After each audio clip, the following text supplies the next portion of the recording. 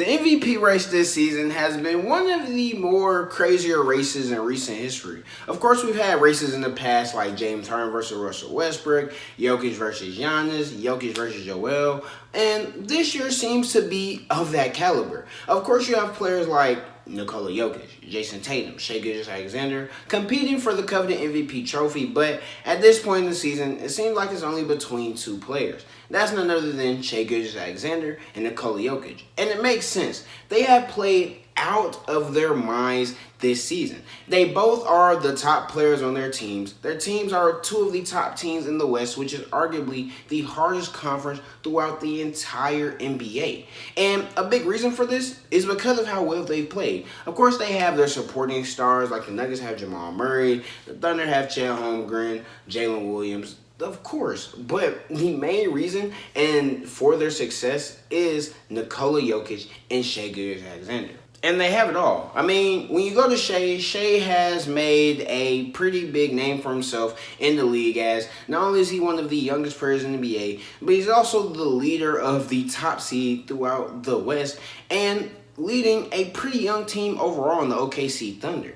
And his ability to be able to get to the line, create plays for himself, create plays for anybody else, is quite simple. Nobody has been able to guard Shai. But then you have somebody like Nikola Jokić, a perennial MVP candidate, the reigning MVP. Jokić is Jokić, and he once again is leading one of the worser Denver Nuggets teams in recent history to a pretty impressive record throughout the tough and competitive Western Conference. So why not have him once again be one of the top players who could win the MVP this year? However, I think we should take a deep dive into what has made both of these players' MVP case so compelling. Let's start with Shai Gilgeous-Alexander. Shai Gilgeous-Alexander has established himself as one of the more formidable players throughout the entire NBA and has just been playing unguardable throughout this season. He's averaging 31.6 points per game, which is one of the top marks throughout the entire NBA. And he's doing it on an unprecedented efficiency as he's shooting some of the highest percentages of his entire career. He's shooting around 50% from the field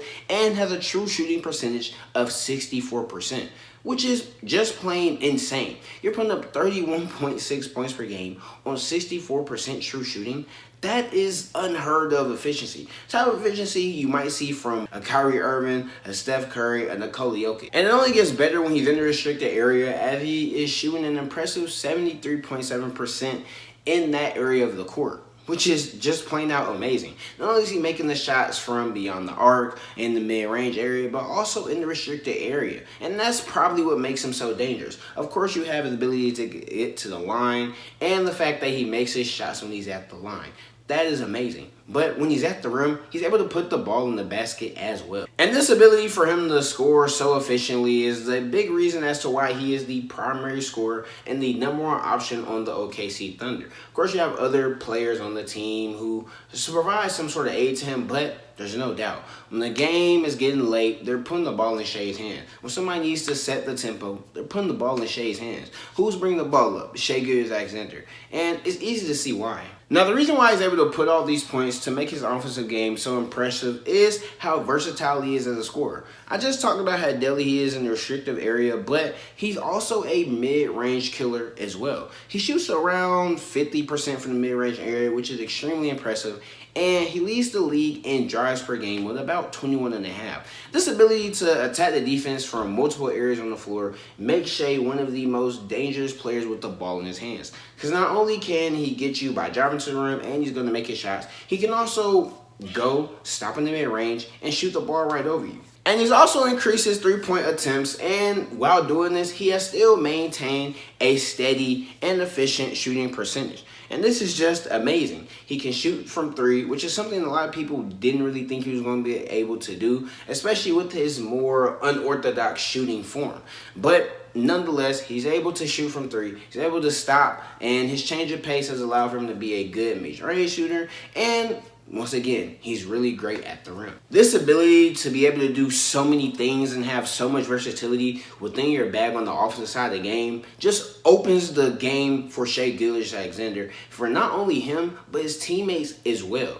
Shai has basically a defense at his mercy anytime he has the ball in his hands because there are so many things he can do. He can do anything. And this is really great, and it's honestly the objective for an offensive player anytime you have the ball in your hands. You want to be a player to where you have a certain level of versatility, have so many moves in your bag, and can attack the defense in so many ways that the defense just doesn't know what to do when you have the ball in your hands. That is how somebody truly becomes unguardable, and that's exactly what Shai is. But it's not just his scoring. Shai Gilgeous-Alexander has excelled as a playmaker as well, as he is averaging about 6 assists, which is pretty low from what you expect for somebody who has the ball in their hands so much, and you look at as a leader for his team and a lead ball handler. But when you consider how much he has the ball in his hands and how many different ways he creates open shots for his teammates just by his near presence being on the floor, it makes it even more impressive. Shai has a phenomenal ability to read defenses, be able to attack defenses in different ways, not only to set up looks for himself, but also his teammates. And that's why Shai Gilgeous-Alexander is in the MVP race, because of how great he is offensively. Now, of course, he plays some solid defense as well, but that's not what people are talking about Shai for. That's not what makes Shai Shai. What makes Shai Shai is how good he is on the offensive side of the court. Now, on top of that, the Thunder have one of the top teams in the West, and Shai Gilgeous-Alexander is a reason for that. But that's not to take anything away from Nikola Jokić. Nikola Jokić has been having just as great as a season individually as Shai. Now, undoubtedly, in my opinion, Jokić is the best player in the NBA. And this season, he's showcasing why. He's putting up about 28.5 points per game with about 12.9 rebounds per game and 10.5 assists to go along with that. Yes, Jokić is averaging dang near a 30-point triple-double, which is insane, but he has to. This season, the Nuggets have not been the best, and it makes sense because they lost a lot of key pieces over the years to free agency, trades, and just plain old regression.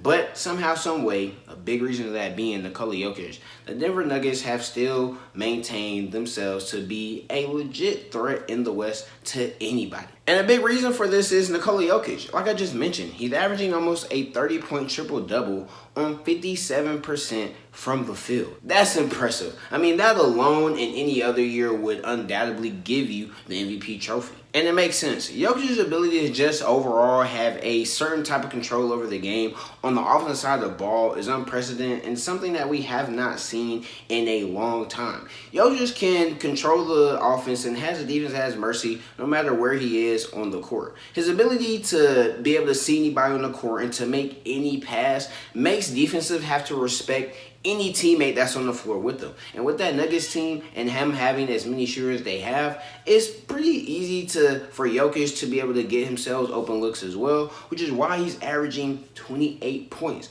And the good thing about that is the fact that Jokić doesn't have to shoot an abundance of shots to get to this point, like some other players have in the past. Jokić is ridiculously efficient and is a big reason why he is arguably the best player in the entire NBA. Now, this is why this is a conversation, because when you put them side by side, their stats are insane to look at. Now, where Shai has Jokić beat in more so of scoring aspects, points per game, how many points he has put up, shots, those type of things, Jokić has them beat in the intangibles, the assists, the rebounds, the rebound percentage, how many assists he gets per game. These types of things is what makes Jokić so great. There's a big reason why in their past contests, it was a close game up until halftime. Once halftime came, the Thunder obviously did like the Thunder did, went on a run, and they took a lead that the Nuggets couldn't come back from, and it ended up leading to the winning.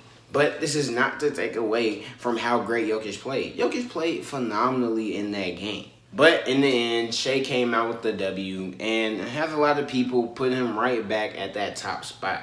I think at this point in the season, Shai Gilgeous-Alexander has been number one to so many people for so long that it's kind of hard to keep him at that top spot for so long because fatigue starts to kick in. Now you start looking at other players like a Giannis, like a Jokić, like a Tatum to see what they have been doing so far this season.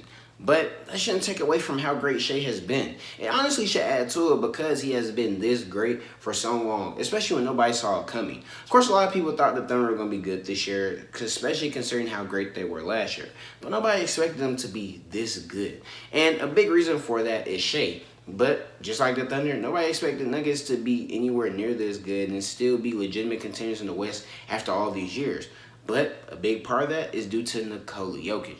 And on their own, they both have strong cases for the MVP. Now, who would I pick? I don't know. It's pretty hard. I probably would still stick with Shai just because of where his team is. Because in my opinion, him and Jokić both have the same impact on the team, but I feel as if Shai's team being where they are and how far they could go just kind of adds something more. We know how this whole thing goes in the MVP race. At this point, with Jokić and Shai, putting them side by side, you're really going to not be able to pick who you want to win. Which is why I have to give it to Shai, because once you bring the team success into it, kind of adds an extra layer. But that's just my opinion. Let me know how you guys feel in the comments about this MVP race. Who you have winning MVP? Do you think either one of them were MVP, or maybe somebody else will come? Let me know what you think in the comments. If you enjoyed this video, make sure you subscribe and like. But that's all I have for now. Until next time, peace.